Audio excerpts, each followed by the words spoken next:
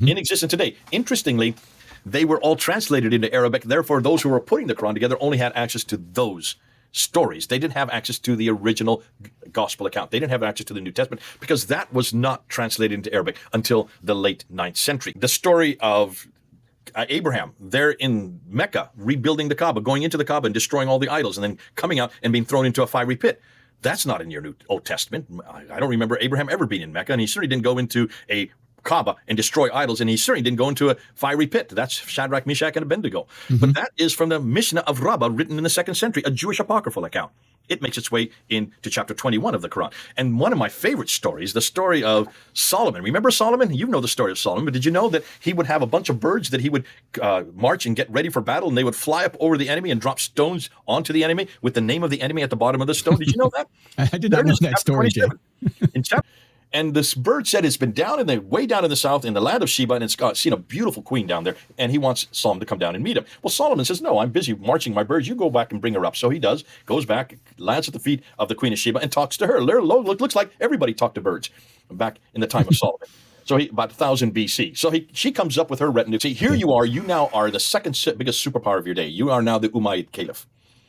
And you now, you control all the way from Spain in the west, in your country, Spain in the west to India in the east, from Turkey in the north all the way to Yemen in the south. There is no other superpower that is big as yours except for the Byzantine, who are Christians. They're Trinitarian Christians.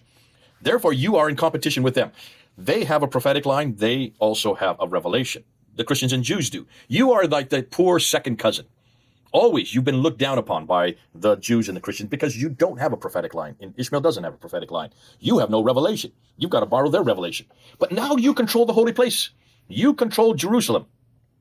So here you come up. But forget that. Remember, that's today. I'm saying in the 7th century. Who was everybody waiting for? Oh, the Mahmud. The Mahmud. You got to unpack that too, because people think Mahmud is the Messiah. Let's just stay with that. Okay, stay with it. All right, go ahead. Everybody's waiting for the Mahmud to return. The Jews are waiting for the Mahmud to come, and the Christians are waiting for the Mahmud to return. To return, yeah. Right? The Mahmud is the anointed one. The prince. It's a title. It's a title. It's what it is. It's not a name. It's a title. What if Muhammad wasn't the man you've always heard about? What if Mecca didn't exist when he supposedly lived? And what if the Quran itself was stitched together from ancient Jewish bedtime stories and lost Christian hymns? In this jaw-dropping moment, Dr. J. Smith doesn't just question Islamic tradition, he challenges the very foundation of it. Stay tuned, because what you're about to hear might just rewrite history as you know it. Let's get into Muhammad, because I know the question probably in my mind and a lot of other minds listening right now is, if this doesn't have its origin in Mecca with a real guy named Muhammad who lived in Mecca, how did we get this tradition and this religion if it's not based in at least some historical core facts? We'll get there, but go ahead. Let's talk about Muhammad. Yeah. Now, obviously, my area and my expertise is not to answer that question because it's too soon to answer that question. I can give you some theories as to why I think they finally had to create this religion, and it's like almost every religion that is made. It is always in competition with something other. It becomes a heresy. And that's exactly what John Damascus calls it, a heresy in 730. So, but we'll get to that later on. Sure. As for this Muhammad guy, see, what we have done, we have pretty much shown that there's no Mecca. We can do that just by, if you can see all the reference, there's no reference anywhere to this place, Mecca. Which then brought the second question that you brought up, and that was the manuscripts itself, the Quran. There, in the same video that last week where Yasser Qadi made this claim that we cannot trust the traditions. He did say in that same video, in the same interview, but we can trust the Quran because no scholar is in doubt that the Quran was from Uthman. Now, what he doesn't know is that there are many scholars that are in doubt with that. He's saying no Muslim scholar is in doubt, but Western scholars are very much in doubt, and for one very good reason. When you look at those manuscripts and when you see that there's no reference, there are no examples of it. The Birmingham Folio is the only one they can look at, and the Birmingham Folio are just 2 pages, and they're nothing to do with Islam. They're to do with Christianity and paganism and the Old Testament. They're pre-Islamic. They're all documents that come from the seven sleepers of Ephesus. That's from 146 A.D. That comes the story of Moses. That comes from the Old Testament itself, and then of course the story of Matthew, which comes from about 500 A.D. So these are pre-Islamic stories that you would expect to be moving around and traveling. In fact, being used in Arabic all over that area. And if you're going to put together a book that is very quick to come from a prophet, because once you've created the prophet, you got to have a book. Then you're going to start borrowing from right, left, and center. And these are three borrowings that would already be in existence in Arabic. They shouldn't have borrowed them because they don't have any source. And they do have a source. We know the date. We even know the men that wrote it. That's the problem. So even when they did put together the Quran, they put it using Christian sectarian writings. That's why you have lots of references to Gnostic views of who Jesus was. Notice almost all the references to Jesus are during his childhood. In chapter 346, he's speaking from the cradle. No, he did not, but that's the Gnostic view from the lost books of the Bible.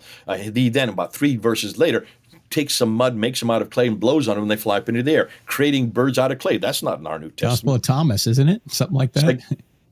Is it the Gospel of Thomas or one of those heretical Gospels that were... Again, one of the Gnostic Gospels, the lost Arab book of the Bible, the Gospel of Thomas, I think refers to it. And then you have him in chapter 19, where he and his mother are hungry. And he's a baby, and he bends down a tree so they can eat from the fruit. That comes to the lost books of the Bible as well. These are all 2nd, 3rd, and 4th century Gnostic writings in existence today. Interestingly, they were all translated into Arabic. Therefore, those who were putting the Quran together only had access to those stories. They didn't have access to the original gospel account. They didn't have access to the New Testament because that was not translated into Arabic until the late 9th century. And the earliest manuscript we have for the New Testament in Arabic is the Codex Sinaiticus 151, which is still in St. Catherine's Monastery.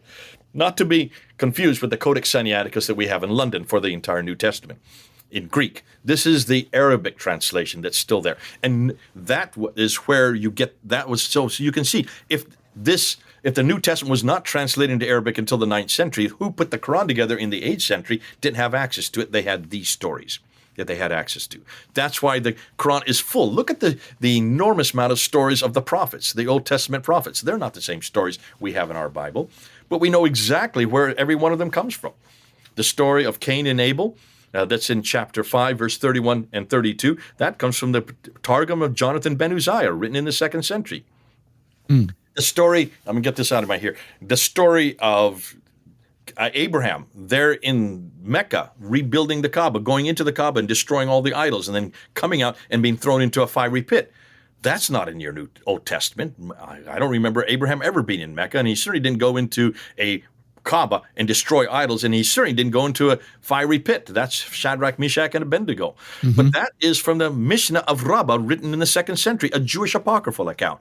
It makes its way into chapter 21 of the Quran. And one of my favorite stories, the story of Solomon. Remember Solomon? You know the story of Solomon, but did you know that he would have a bunch of birds that he would march and get ready for battle, and they would fly up over the enemy and drop stones onto the enemy with the name of the enemy at the bottom of the stone? Did you know that?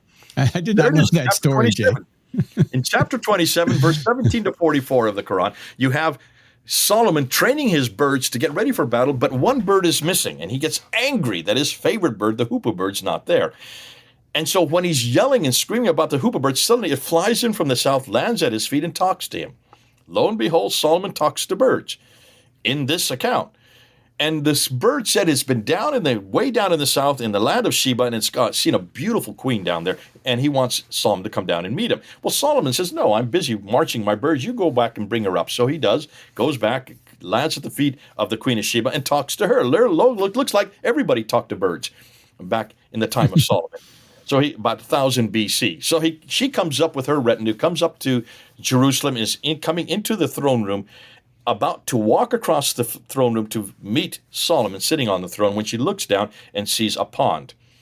She has to cross the pond, so she picks up her skirts to keep them from getting wet. That's where the story ends in verse 44. Now, have you heard that story before? Is that in our Bible? No, Do you want to know where that comes from? Where? That comes from the 2nd Targum of Esther. I kid you not. It's a folk tale that the Jews would take from surrounding cultures, and they would put Solomon's name to it, and they would read it for children. It's a bedtime folk tale written in the 2nd century, basically for entertainment for the children. And so this is in the Quran. Yeah. Now, the only difference, word for word, it's almost exactly the same. The second Talmud Esther with chapter 27, verse 17 to 44 in the Quran, almost word for word, except when she picks up her skirt in the second Targum of Esther, her legs are shown and she has hairy legs. That is taken out. They don't put that in the Quran for obvious reasons. But can you see what's happening here? These are great stories. They're meant for entertainment. They were never considered to be authoritative. And yet those stories make it into the Quran, not the authoritative ones. Now, Jay, you also, in your presentations, one of the presentations at Calvary Chapel, Chino Hills, again, they're in the show notes of this program, ladies and gentlemen. You have to watch those presentations to see the fullness of what Jay is saying here, Dr. Jay Smith. You also point out that there are parts of the Quran that are actually Christian hymns. Oh, no, this is exciting. Can you unpack that for us? Go ahead. This is the beautiful stuff, because you want to say, okay, if you have a prophet, supposition, hypothetical, you need to have a prophet because you're an Ishmaelite. And all of the Umayyad kingdom were Ishmaelites. And the whole Ishmaelite kingdom, they actually come from what is today Petra in Jordan. So you need a prophet and a revelation. This might answer the question I had earlier. How does this come up? Stop. Unpack that. What do you mean you need a prophet? Why do you need a prophet and revelation? Answer that question. If you're an Ishmaelite and you don't consider yourself either Jewish or Christian, you're following Ishmael rather than Isaac, maybe you want to have your own prophet and your own revelation. Is that possible? There you go. And that's the problem. See, here you now are the second biggest superpower of your day. You are now the Umayyad Caliph. Mm-hmm. And you control all the way from Spain in the west, in your country, Spain in the west to India in the east, from Turkey in the north all the way to Yemen in the south. There is no other superpower that is as big as yours except for the Byzantine, who are Christians. They're Trinitarian Christians. Therefore, you are in competition with them. They have a prophetic line. They also have a revelation. The Christians and Jews do. You are like the poor second cousin. Always, you've been looked down upon by the Jews and the Christians because you don't have a prophetic line. And Ishmael doesn't have a prophetic line. You have no revelation. You've got to borrow their revelation. But now you control the holy place. You control Jerusalem. So here you come. Abd al-Malik is the guy that really you need to pinpoint, because Abd al-Malik is the one that actually does something about it. And he is the greatest of all the Umayyad caliphs. What year is he, Jay, approximately? He's from 685 to 705. That's his dates. Okay. But he's living in Damascus. The question needs to be asked, what's he doing way up in Damascus? Why is he in Medina if he's a Muslim? Why isn't he living down where all the caliphs lived? Abu Bakr, Uthman, and Ali, Muhammad, they all ruled from Medina, did they not? According to them, yeah. So you have a battle in the Battle of Siffin, and Ali is killed in the Battle of Siffin, and Muawiyah takes over, and suddenly he's way up in Damascus in 661. Why is he in Damascus, not Medina? If everything has been ruling from Medina, they're now suddenly up in Damascus. Because there is no Abu Bakr, Umar, Uthman, and Ali. Historically, we can't find any reference to them at all. Not from the 7th century. Not from the 7th century. That's why at the very beginning of this show, when you started saying, what about this Uthman and his putting together the Quran, I asked you one quick question. Where did you get that story from? Yeah, I don't know. You got that story from the traditions from Sahih Bukhari, Volume 6, which was not put together. No, that's the Siddha. That was another question. Okay, all I'm right. talking about the story about how the Quran was put together in by Uthman. That story comes from the 14th century. 14th century. 14th century, that's 700 years later. So here you have this Ishmaelite king. All of them were Ishmaelites, but they were still Christian. Then you have Abd al-Malik, who is an anti-Trinitarian. Why do we know that? Just look at his coins. That's where the coins are so great. The coins are the best evidence you can get because they don't disintegrate, they don't deteriorate. They're made out of metal. Look at his coins. And on his coins, in Arabic, he's attacking, say not three, for God is one and he has no son. For God does not begetteth, nor is he begotten. Who is he attacking? Yeah, the Christians, yeah. He's attacking Jesus. He's attacking his divinity. He's attacking the Trinity, and he's attacking his sonship. For those are the associators, and we will defeat the associators. Who are the associators?